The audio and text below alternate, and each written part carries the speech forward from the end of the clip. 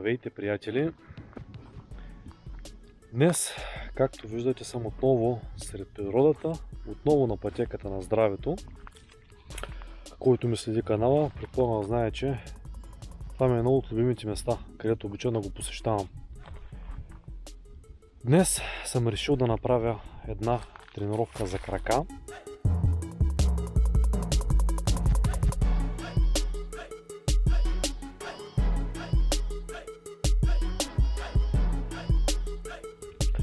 Миналата и по-миналата седмица точно тази тренировка я тествах. Видях, че работи доста добре. Съответно, краката се натварват по уникален начин. Абсолютно нищо не се изисква. Нито някакво оборудване, нито абсолютно нищо. Единственото нещо, което трябва да направите, е да направите много добра загрявка, защото ще натварваме добре краката и евентуално да си вземете някакво шише с вода или нещо друго, за да може да се хидратирате добре. Защото ще правим много малки почивки и ще се натваряме доста. Така, след хубава загрявка е време да преминем към същинските упражнения. Но преди това нещо съм решил да направя около 400-500 метра до 600 метра кросче леко, за да може краката още повече да ги приведа в работна обстановка, така да се каже. Защото искам да загреят още повече и съответно да подскажа на тялото, че ще извършвам някаква по-сериозна физическа дейност. Така че хубаво е да направите, може да направите малко въже, примерно 15-20 минути въже, или да направите леко кросче, няма никакво значение. Въпросът е краката да станат, т.е. добре загряти. Приятели, ще ви бъда благодарен, ако ми ударите по един лайк, ако се абонирате за канала и може да цъкнете на камбанката всеки път да ви излиза известие, когато качвам ново видео. Също, ако не сте гледали клиповете за загрявка, може да ги гледате в канала, ще ви излезна в горен десен ъгъл.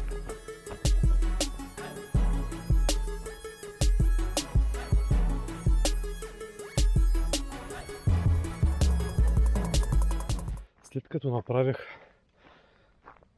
бягането, е време да преминем към същинските упражнения. Първото нещо, което ще направим, е клек със собствено тегло с отскок. Клека се прави както се прави нормален клек. Единствената разлика е, че тук правим с експлозивна сила скачане нагоре. Хубаво е да си отбележим някакво място, било то на дърво, на сграда или където да е било, съответно да се стараем винаги да скачаме до това ниво. Защото след 2, 3, 5, 10 клека вече реално се измаряме и неусетно почваме да не скачаме на това ниво, на което трябва да скачаме. Така правим клек около 20-25 повторения и след това веднага се прехвърляме на задно бедро.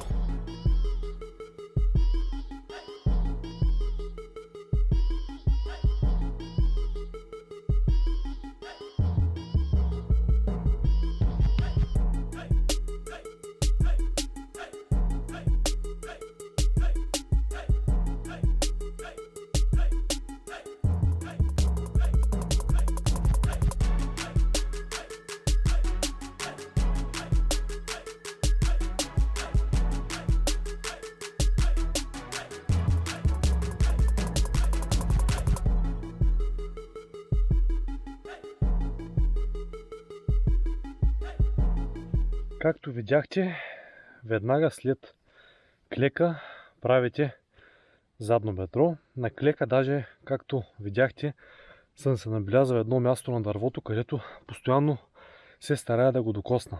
По този начин, когато направите 25 клека, повярвайте ми, няма да има нищо общо с нормалния клек, защото тук търсим експлозивна сила и съответно да натварям по много по-голям начин краката, отколкото обикновено. След това веднага правим отново 20-25 повторения, говорим на крак за задно бедро. Тук, както видяхте на клипа, леко се подпирам на успоредката. Вие, ако сте уверени в себе си, може да пазите баланс и да не се подпирате никъде. Въпрос на личен избор е. По този начин така правим 5 или 6 кръга. С много малка почивка между тях, около 30 секунди до 1 минута, просто колкото да ви се възстанови вашето дишане. След като направим тези 5 или 6 кръга, почиваме от порядъка на 2, 3, 4 минути, дори може до 5 минути, за да може да се възстановим напълно, защото продължаваме с следващото упражнение, което ще натовари краката доста повече. След като сме направили първата гама от упражнения, пристигаме към вторите упражнения за предно и задно бедро. Тук ще направим първото упражнение, както знаете, се казва пистолет, т.е. клякане на един крак. Така ще направим около 10 на клякания на крак, т.е. 10 с единия, 10 с другия. Тук препоръчително е да се придържаме към успоредката, защото след 7-8 повторение, поне лично мен, вече ми става една идея по-трудно да пазя баланс и съответно да се дигам. Но ако вие сте по-напреднали, може да правите 8 повече бройки, може да не се подпирате и никъде. И след това веднага ще направим задно бедро на пейката. Задното бедро се прави по много лесен начин. Ще ви покажа как. Отново на един крак, само че при него ще направим от порядъка на 15-20 повторения на крак, защото е една идея по-лесно. Така че да се захващаме за работа. Нещо друго забравих да ви кажа. Тук отново почивката е между от 30 секунди до 1 минута, в зависимост от колко сме се натварили и просто да уравновесим дишането. Отново правим 5 или 6 серии.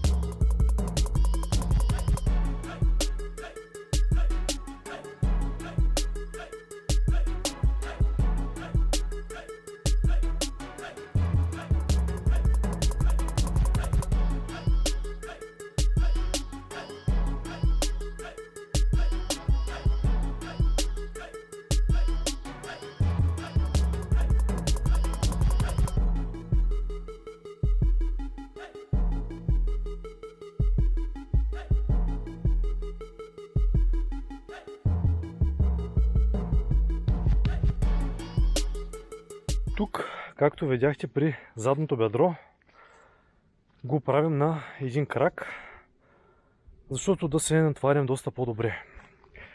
Както виждате, идеята е, когато се дигаме максимално нагоре, да стягаме задното бедро и глутеуса, за да може да ги усетим по около 1 секунда. И след това долу да разтягаме.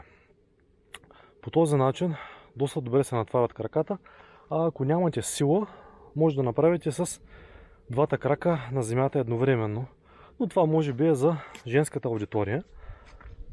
А за мъжете ви препоръчвам да правите на един крак, защото ще се натварите доста добре. Другото, което лично аз в началото бях доста скептичен към него, е клякането на един крак, което видяхте. Лично аз даже в началото си казвах, аз като човек, който кляка с достатъчни килограми в залата, това упражнение как ще ме натвари и така нататък. Но повярвайте ми, приятели, направих 2 тренировки. Едната седмица след това, след няколко дена, направих втора тренировка по подобен начин. Така че определено това упражнение адски много изпомпва краката и адски много ги натоварва. Така че както женската аудитория, така и мъжката аудитория могат да бъдат сигурни, че точно след тези два кръга от упражнения ще са се натварили краката, т.е. предното бедро и задното бедро ще са ги натварили по супер начин. Лично аз, пак казвам, знаете, в канала показвам упражнения, които съм ги тествал и знам, че работят. Така че няма да тръгна да ви показвам неща, които са просто така взаимствани от някъде и няма да работят. Всичко е тествано лично от мен.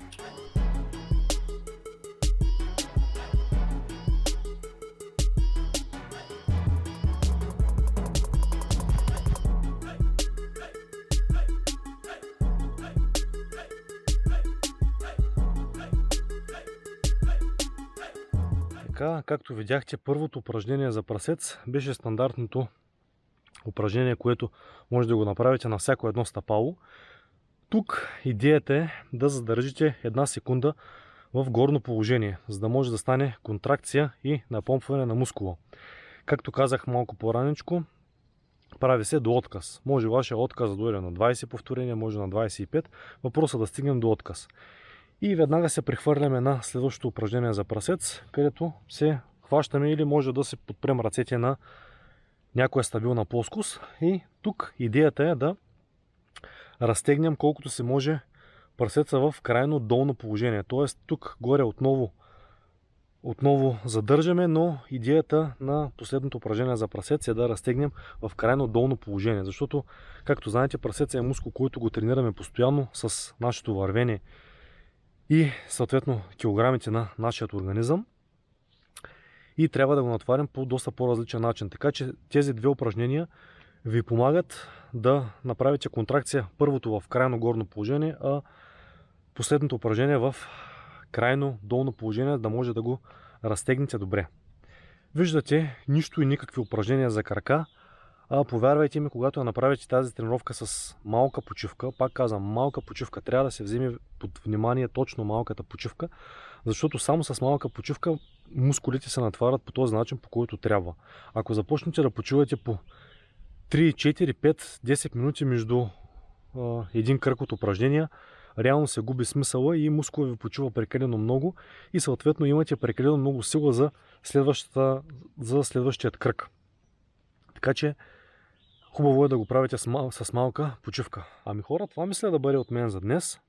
Аз направих доста добра тренировка, даже съм решил сега малко да направя и стречинг, така че ще снимам в по-нататъчен клип стречинга, който правя аз, съответно за цялото тяло, защото освен хубавата тренировка, хубавата храна, е важно да правим стречинг, за да може да раздвижваме нашите стави и сухожилия. Това мисля да бъде от мен за днес. Ако имате някакви въпроси или искате да коментирате нещо с видеото или просто да кажете вие как правите вашата тренировка за крака, може да ми пишете долу в коментарите. Ще ви бъда благодарен, приятели, ако ме ударите по един лайк. По този начин разбирам, че клипът е бил стойностен за вас и ме подкрепате в това начинание и може да се абонирате за канала, разбира се. И разбира се, ако искате, може да цъкнете и камбанката, за да ви излиза известие всеки път, когато качам ново видео. Казвам ви чао, бъдете здрави и ще се видим само след няколко дни.